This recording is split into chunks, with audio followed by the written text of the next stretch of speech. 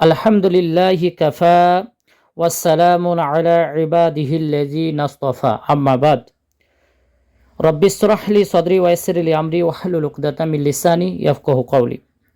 আমরা মাজার এবং দরবেশের ব্যাপারে, পীর অলি আউলিয়া এদের বিষয়ে আমরা দ্বিতীয় পর্ব শুরু করতে চলেছি।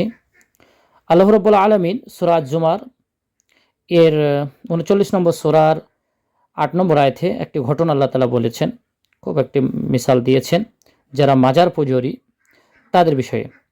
এরা কেমন স্বভাবের হয়ে থাকেন আল্লাহ তাআলা তাদের স্বভাব সম্পর্কে স্পষ্ট করে বলছেন। ওয়া ইজা মাসাল ইনসানু দুরউন দা রব্বাহু মুনিবান ইলাইহি। মানুষ যখন কোনো বিপদে আক্রান্ত হয়, কখন বিপদ যখন তাদেরকে স্পর্শ করে, তখন তারা কি করে? আল্লাহর কাছে বিনীতভাবে তারা আল্লাহর কাছে ফরিয়াদ করে, দোয়া করে। আল্লাহ রাব্বুল আলামিন তার বান্দার দোয়াকে কখনো ফিরিয়ে দেন না। আপনারা বাকারাতে একটি আয়াত শুনেছেন প্রথম পর্বে, যে ইজা দাওয়াতি দাই ইজা দাআনি। বান্দা যখন আল্লাহর কাছে কোনো বিষয়ে দোয়া করে, আল্লাহ তা কি করেন? মঞ্জুর করেন, গ্রহণ করেন। আল্লাহ বলছেন সুম্মা ইজা খাওয়ালাহু নি'মাতাম মিনহু। আমি বান্দার ফরিয়াদকে গ্রহণ করেছি, নিয়ামত দিয়ে সেই রোগকে আমি দূর করে দিয়েছি, বালা মুসিবতকে আমি হটিয়ে দিয়েছি। বান্দা এত নিষ্ঠুর, এত স্বার্থপর, এত কঠোর যে নাসিয়া মা কানা ইয়াদউ ইলাইহি। সে আল্লাহর কাছে যে দোয়া করেছিল, শুধু আল্লাহর কাছে চেয়েছিল, কোনো পীর আউলিয়ার নামও পর্যন্ত নেয়নি দোয়াতে, শুধু আল্লাহরই নাম নিয়েছিল। সেই দোয়া, সেই আহ্বান সে কিন্তু সম্পূর্ণভাবে ভুলে যায়।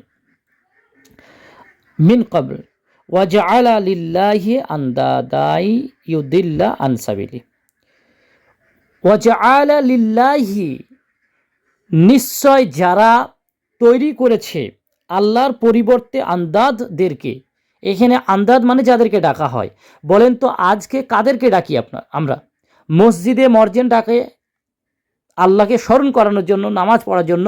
এই ডাকে আমরা সাড়া দিই না। আমরা আজমির চলে যাই, বাগদাদ চলে যাই, বিভিন্ন মাজারে আমরা খানকাগুলোতে চলে যাই, কিন্তু আজান আল্লাহর জন্য ডাকা হয় এবং শ্রেষ্ঠ ডাক বলা হয়েছে আজানকে। তো সেই ডাকে আমরা সাড়া না দিয়ে আমরা আন্দাদদের, অলি আউলিয়া, এখানে এই আন্দাদদের ভিতরে অলি আউলিয়ারা ভরা আছে, কবর ওয়ালারা ভরা আছে, এখানে মূর্তি ভরা আছে, আন্দাদের মধ্যে মূর্তিও ভরা আছে।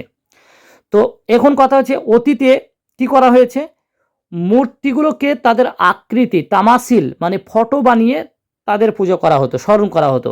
এখন কবরে পুঁতে মানা হয়। ভারতের একটা নামি দামি লোক সে ইসলাম কবুল করার জন্য পুরো প্রস্তুতি নিয়ে নিল। তো একজন মুসলিম তাকে বলল যে আপনি মুসলিম হবেন, তো ঠিক আছে, তো আপনি কোন মুসলিম হবেন? আপনি শিয়া হবেন না সুন্নি? তো বলছে সুন্নি হব। সুন্নিদের মধ্যে অনেক গ্রুপ দেখালেন, যে এক শ্রেণীর মানুষ মাজার মানে, এক শ্রেণীর মানুষ মাজার মানে না। তো উনি বলছেন যে আপনি এবার কোনটা গ্রহণ করবেন? এরা মেজর পার্সেন্ট, অর্থাৎ যারা মাজারি এরা হচ্ছে মেজর পার্সেন্ট, সংখ্যাগরিষ্ঠ।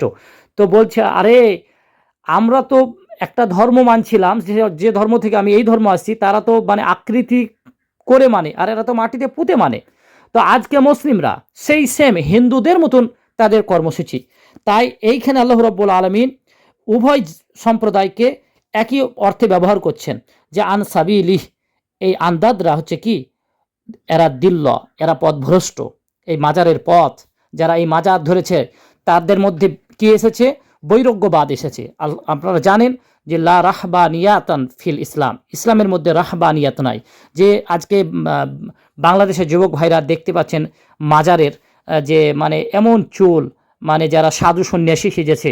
তো বলেন তো ইসলামে এর কোনো অস্তিত্ব আছে? ইসলামে এর কোনো অস্তিত্ব নাই। এরা বিবি বাল বাচ্চাকে ছেড়ে দিয়ে মাজারে গেঁজা টানছে।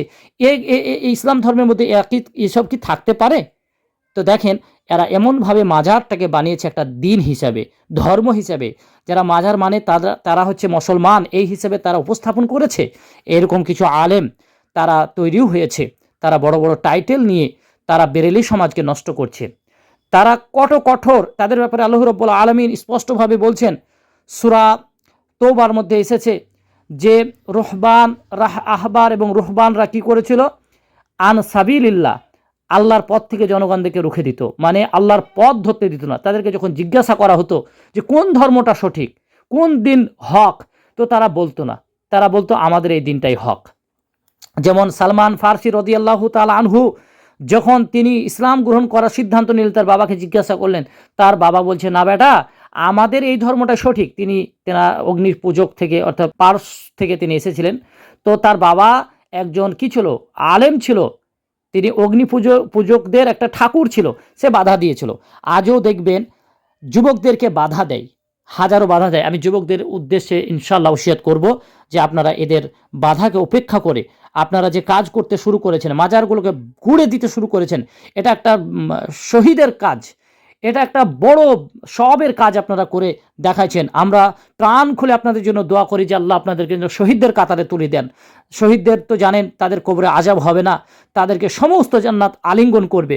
আপনারা সেই সব পাবেন যারা বাংলাদেশের বুকে এই কাজ করতে সক্ষম হয়েছে। আল্লাহ আপনাদেরকে মর্দে মুজাহিদ হিসেবে কবুল করুন, আমিন ইয়া রাব্বাল আলামিন।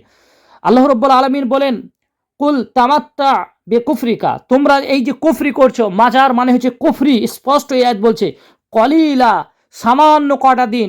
আলেমদেরকে বলছি, আলাউদ্দিন জিহাদিকে বলছি, আপনার এই দাপট এই নিঃশ্বাস পর্যন্ত থাকবে, তারপরে কবরে যাবেন, সেদিন বুঝবেন যে আপনি এই মাজারিদেরকে, যেখানে আল্লাহর ইবাদতকে নষ্ট করা হচ্ছে যে জায়গাতে, সেই মাজারকে আপনি প্রমোট করছেন।